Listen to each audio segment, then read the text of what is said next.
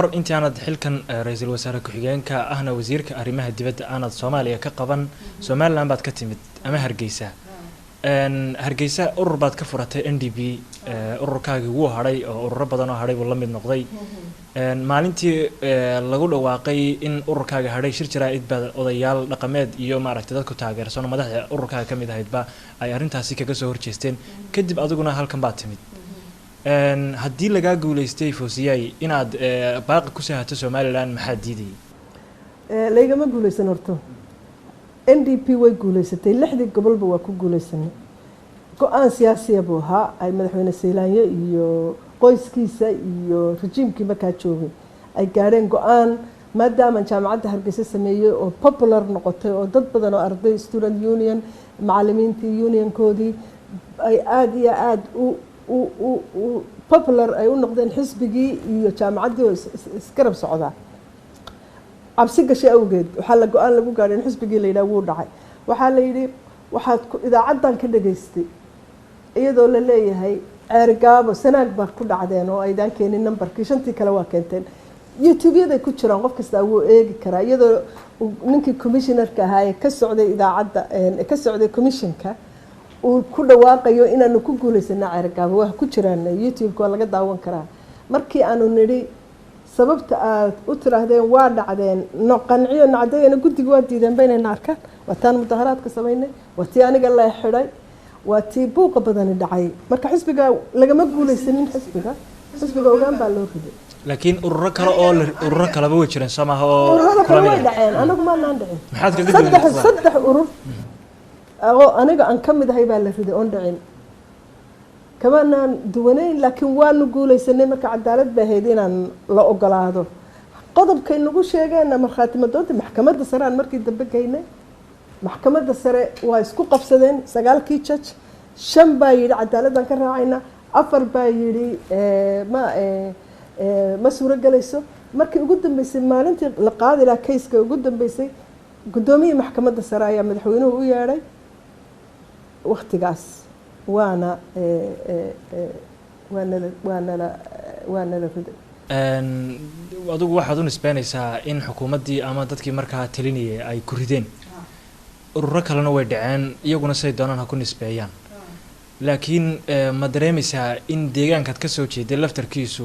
ururo badan ay ka tartamayeen taasina ay qayb ka noqon karto sababihii adigoo Foosiya ururkaaga u haray sababta ururkaygu ma harin ururkayga waa la reeba وانا عدهاي عرقابات كو هدي يراhdeen عرقابنا iyagoo oo leh hambal iyo waa guuleysateen iyo jamaahiirtii faraha badneyd sanaag ay soo baxday taageertay waa cadda YouTube tan sababtan maxkamadda u geeyna weey marka ma aanan harina waa la reebay waa wax taariikhi ah halkan baad ururkii imika ka furtay isagoo xisbi doonaya inuu noqdo maxay ku kala duwan yihiin xisbi weeye kaasina xisbigan uu boohaa halkaasaan ka diiwaan galiyay waa loo diiday diiwaan galintii markan halkaanimi waa si sharaf loo karaamada la ii soo dhaweeyay waxa la ii offer gareeyay inaan deputy prime minister iyo foreign minister noqdo dhaqan ahaan culture-ka Soomaalida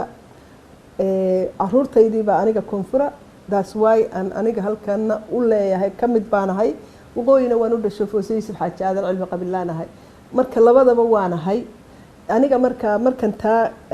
aan arkay ciriiriga iyo dhibaatada la iga galiyay halkan aan positionada waaweyn ka qabtay waa ii muuqatay marka inaan halkan ku guuleysan karo inaan maaragtay xisbiga ka furo ma sha Allah ana meel aad u weyn buu maraya marka xisbigaagii baad kii Hargeysa aad kaga timid baad bartan ka furtay waa si wanaagsan muxuu noqonayaa magaciisu NDP noo micnee bal maxaad uga jeedaa waa National Democratic Party waa xisbi qaran وحزبها wadaniga ee dimuqraadiga waa si wanaagsan Hargeysana saasun buu ka ahaa markaad Hargeysa joogtay ma qarankan un baad wadatay oo aad hoosta ka wadatay ma la oran karaa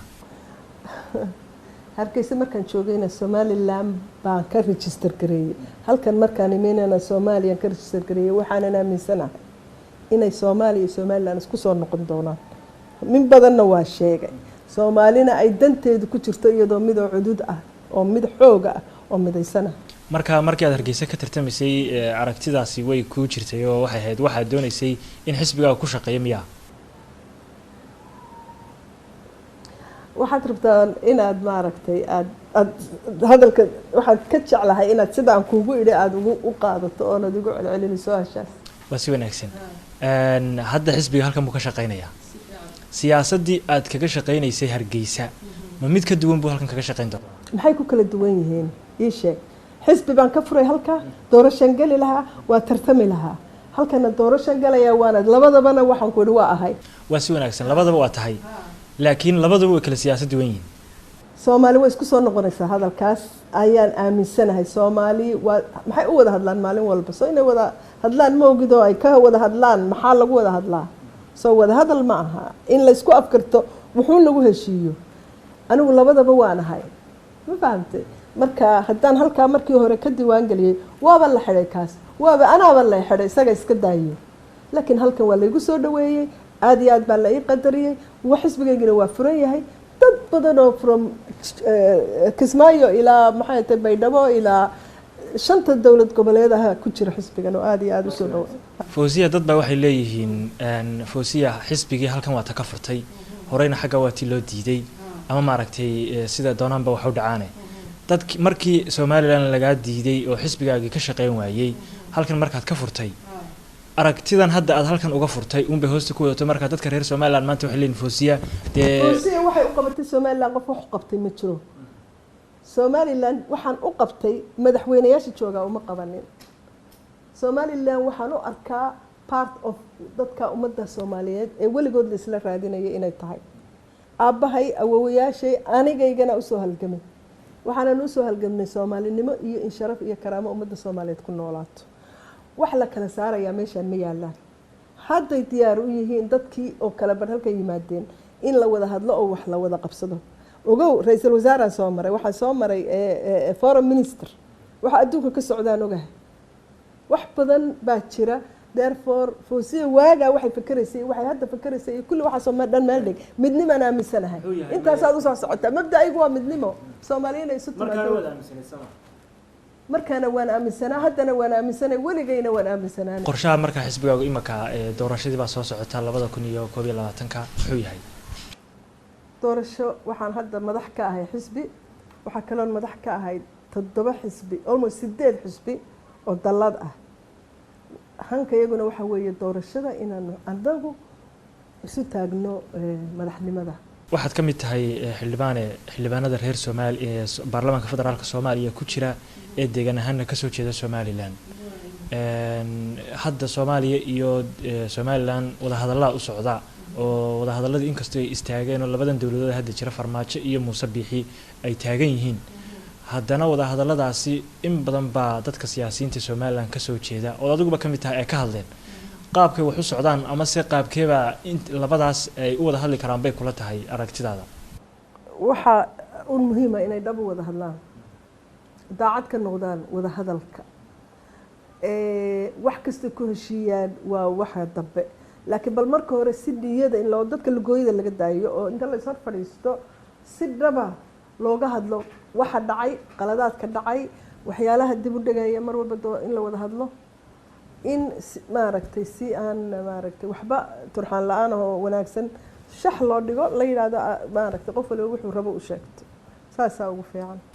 marbaad waxaad ku talisay in odayaasha dhaqanka oo kale arinta ay soo galaan oo ay ka fiican tahay intay siyaasiyiintu taasoo kale soo dhici karaysaa waa ta ugu sahlan Soomaalidu dhaqankay ku heshiisaa wixii murka dhaqanka furfura inagu waxaan leenahay odayaal dhaqan aad xirfadahooda leh oo shuruucdooda leh oo xeer baa lagu kala baxaa marka mar haddii dagaal iyo qori lagu heshiin waaye oo isfahamsi kolba dal inta loo cararo dabadeed lagu soo heshiin waaye muddo dheer waxaan la waday waxa fiican in geed loo goglo halka ay dhowr bilood fadhiyaan la isu cawdo la isku cabaado la kala gar sheegto akhirka wuxuun baa lagu heshiinayaa wuxuun baa markaa ka soo baxaya xildhibaanadiina ama siyaasiyiinta ka soo jeeda Soomaaliland inta badan waxay tiraahdaa yaan wada hadallada iyaga lagu soo darin marka la wada hadlayo dadka ka soo qayb galay dhinacan koonfurta ka imanaya aragtidaas oo kale saad u arkaysaan in la idinka reebo mar walba idinka taa waan ku raacsanaa anu ma raacsan in xildhibaanada Soomaaliland ka soo jeeda oo halka Soomaaliland ku fadhiya inay wada hadalka xagga ka soo jeestaan in la isu daayaa fiican koonfur iyo waqooyi annaga waxaan nahay dadka midnimada u jooga dhexdaasan taaganahay laakiin in la wada hadlo oo dad serious wada hadlaan oo weliba odayaal marka hore la isu diro oo la kala bogto wixii ay ku soo heshiiyaana legal markaa la binding oo maaragtay xeer dad yaqaana xeerka iyo looyaro iyo loo diro markaa wixii la kala saxeexdo lagu heshiiyo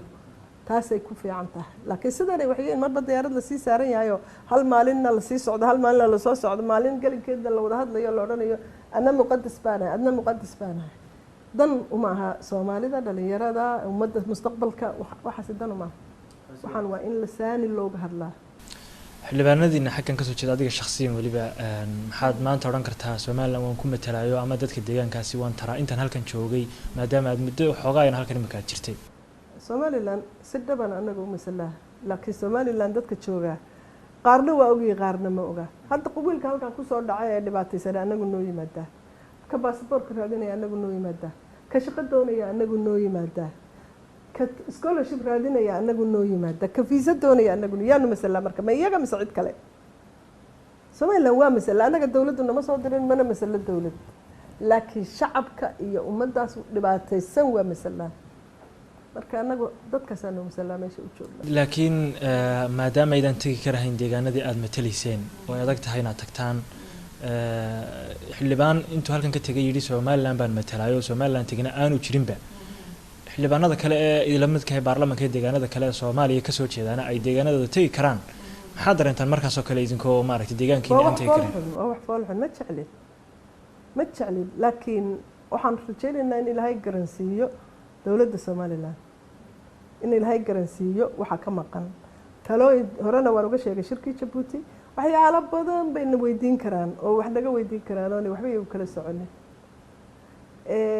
dadka halkan ku dhibaataysan ee ogeen annagu inaan mucaawinano sii dhoofinayno soo dhoofinayno maalin walba waxaan filayaa inay dareen u yeeshaan inaanu halkan dad ka maqan annagu ku hayno oo fara badan oo weliba aada usoo batay imika aada iyo aada usoo batay waa si wanaagsan xildhibaan waxaa jirtay shir hobyo ka dhacay oo aad kasoo dhex muuqatay shirkaa dad badan su-aal bay iska weydiiyeen adoo maaragtay shirka deegaankaasi dhex fadhiya bal qaabkaad uga qayb gashay iyo shirkaas iyo si aad ku matalay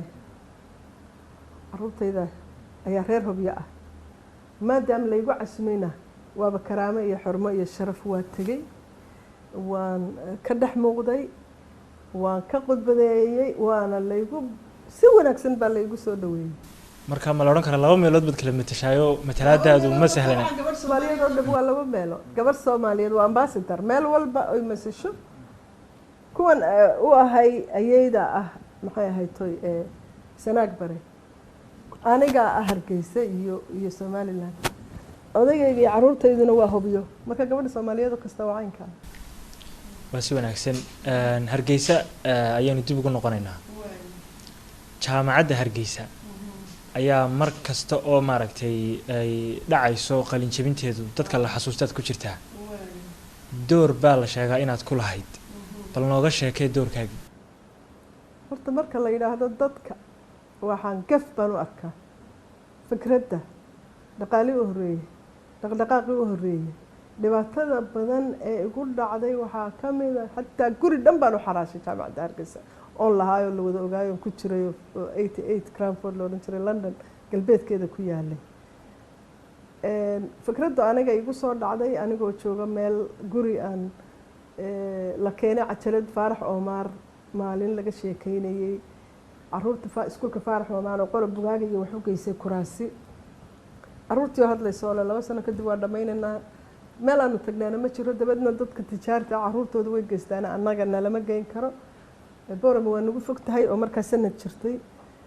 markaas wey markay fikraddu ku dhalatay aabbahay allah u naxariistay waan kala tashaday waxaan ku dhaha aabbo arrinkaasan soo arkay inaan sameeyaan rabaa waan ku ducaynayaa buuri intaan noolay samee ku dadaal anna wixii tale aan kula garab joogi karaan kula garab joogaya marka sidaasaan fikraddu ku timi 2 guddi waa hargeysiya waxaan isaga dab qaadi jiray london muddo sanad iyo badha markii hore intaas xaggana guddi baan ku sameeyey hargeysana guddi labadan guddi baan midda gudahay ka odayaasha shiriya maaragtay ganacsadayaashaanu marmar shirin jiray bal dadka wixii wax nala qaban kara guddiga london waxaanu ka hadlaynay policyga iyo sidii maaragtay jaamacadaha London iyo waxaa loola xiriiri lahaa marka waa book baan ka soo wadaa iyadu waa details fara badan jaamacadda ana sameeyay ana fikradeeda lahaa ana maxay tahay furay waana ku jiraan YouTube-yada maalintii la furayay waa la dafiray dawladda madaxweynayaashii kala dambeeyay cigaal Siilaanyo iyo Riyaala intaba waa dafireen inaan anigu sameeyay waa diideen inay maaragtay ogolaadaan xitaa councilkaas oo 5 sano madax ka ahaa 5 sano sanadkii u horeeyayna dee wax classeskaaba wax ka dhigi jiray oo macallimiin maanaan haysan qarashkoodana maanaan bixin karin sidaan ku saaray wixii oo dhan waa iyagoo cajalada ah yaalaan recordskii oo dhami marka insha Allah book baan ka soo wadaa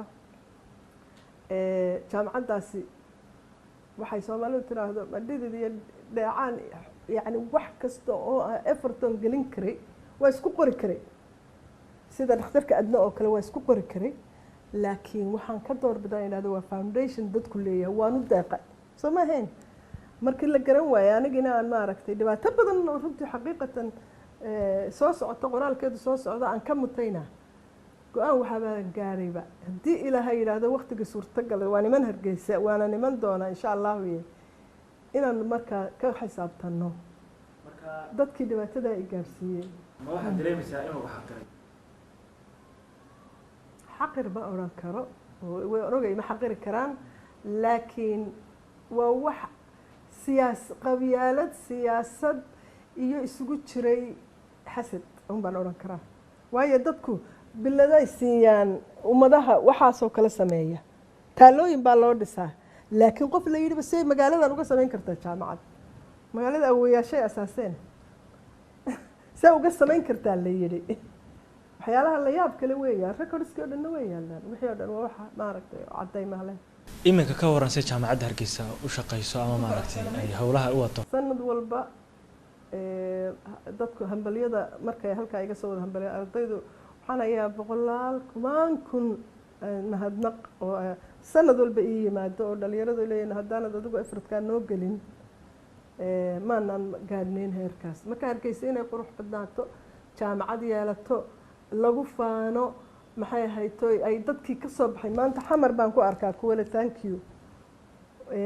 waad mahadsantahay waxaad noo qabatay haddaanad adiga ahayn aniguna waxaan u sii mahadnaqayaa dadkii garabka isiinayay marka dagaalada iyo maxkamadda iyo rifaadka iyo taagnayn iyo maxay hayto dhibaatooyinkiina gaaray dad xataa ila shaqeynaya oo gacan la saarayay aad iyo aad baan uga mahadnaqayaa macallimiintii markaa joogtay qaar dhintay iyo qaar noolba way leeyihiin iyo ardaydii classkii ugu horeeyay oo aanu si weyn u wada halganay aan hayo taariikhdii sawiradii cajaladihii markaanu dadka raraynay markaanu maxay tahay dhisaynay markii laga gurayay qashinka markii nalagu wareejinayay yani waxaas oo dhan oo recorded ah dadka aad baan ugu mahadnaqayaa shaqale ninka la yiraahdo ahaa marka ciidamada haystay aad iyo aad baan ugu mahadnaqayaa because ciidanka militarigu soo galiyay meesha loola fiiqo cagaf-cagafyaal la keenay ninka la yiraahdo governorka imika Ceergaaba jooga marka isaguna municipality-ga joogay yani dad badan baa maaragtay gacan siiyay oo markaan la hadlo oo raahdo please garanaysaa waxa iga caawiya iminka markaa ma is leedahay halkii aad rabtay way gaadhay jaamacad iyo way socotay waxaan jeclaa may noqonin because waa la qasay muddo 10 sano ah rafaad iyo baaba iyo marka anigu ka tagay waxay galaysay kolba hoos bay galaysay kolba dad baa la keenay dad baa laga qaadayay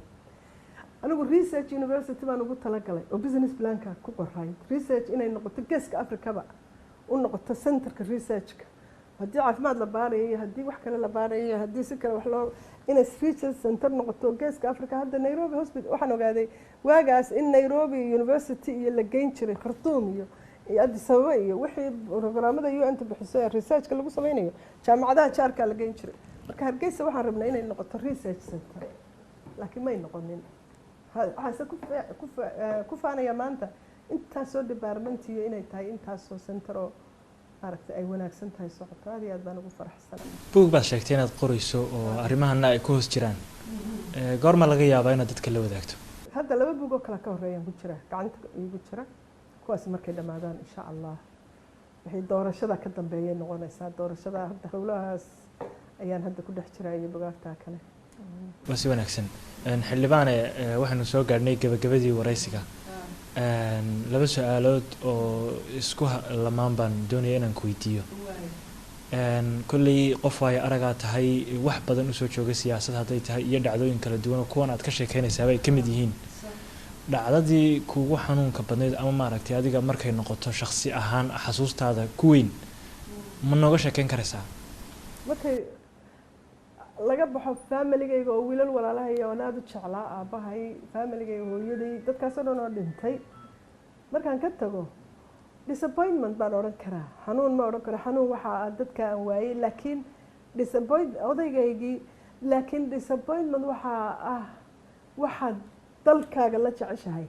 oo aad rabto inaad wax weyn gaadhsiiso oo aad vision dheeraada adigu leedahay oo lagaala dagaalamo oo qalad loo bedelo oo ceebayn badan la sameeyo oo waxaad adigu wanaagga dadkaaga la jeceshahay adiga ceeb lagaaga dhigo oo maaragtay lagu ciriiriyo madaxdu ka qayb qaadato dadka asxaabtii qaarkood ka qayb qaataan waxyaalahaasa waxoogaa disappointment maaragtay kee igu keeni jiray laakiin marnaba uma joojinin horaan u socday mar walba waayahay iyada maxaad odhan kartaa way kuugu farxad badnaydoo markii aad gaadhay halkaa alaylaha maalintaasoo kale maalin aan xagga maskaxdaada farxadda ka bixin bay noqon kartaa maalinta aan noloshayda ugu farxadda badnaa waa maalintii jaamacadda Hargeysa la furay ee dad kun iyo dheeraada ay soo fadhiisteen hoolkii ee lagu dhawaaqay in jaamacaddii aan furnay oon khudbad ka jeediyay hadda youtube-yada ku jirtaay maalintaas ay ugu farxad badnayd intaan noloshayda aan xasuusto shaqada hagaag xildhibaane su-aasheeda ugu dambeysa maxay tahay fariintaad u diraysid bulshada maadaama aad tahay guddoomiye xisbi xildhibaan ka tirsan baarlamanka fariintaada ugu dambeysaad bulshada Soomaaliyeed guud ahaan aad la wadaagaysaa xaaladda hadda ay taaganna ay ku aadan maxay tahay guddoomiye xisbi kaliya ma yahay guddoomiye 8 xisbi baan ahay hadda Soomaaliya waa wadanka adduunka u qanisan Somaliland iyo Soomaaliya marbay mid ahaayeen haddii maanta intee si cadaalada wax loo qaybsado oo si xaq ah oo raaligelin labada dhinacba dhibaato badan baa dhacday labada dhinacba ee inta la isu yimaado la xisaabtamo oo cadaalad loo qaybsado Soomaaliya waxay noqonaysaa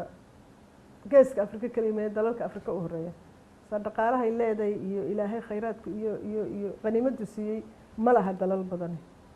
badda inta leeg waxa ku jira macaadin ama petrol gas ha noqdo ama uranium ha noqdo ama dahab ha noqdo ama xoolaha nool ee carabta u dhoofin jiray inaga khaliijka sadaqada siin jiray waagii hore iyo sakada maantana inaga dawrsanayna Soomaaliya nasiib haddana waxay ku dadka Soomaaliyeed nasiib labada dhinacba waxay ku leeyihiin dad badan baa dabadii intay tageen wax bartay jaamacadii ka dhigaya caalamka baarlamanadooda kala galay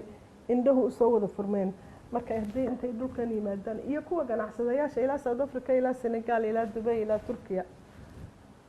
ilaa Nairobi dhisaya dhaqaalaha billions-ka gelinaya maskaxda haddii inta la isu keeno dhulkan dib loo dhiso dib loo dejiyo geeska Afrika iska daaya Afrika oo dhan buu qabsan karaa wadankani marka waxaan dadka kula talinayaa in ilaahay hore indhahoodana furo qalbigooda mideeyo isku soo noqdaan wax la wada qabsado waxna laga iibiyo caalamka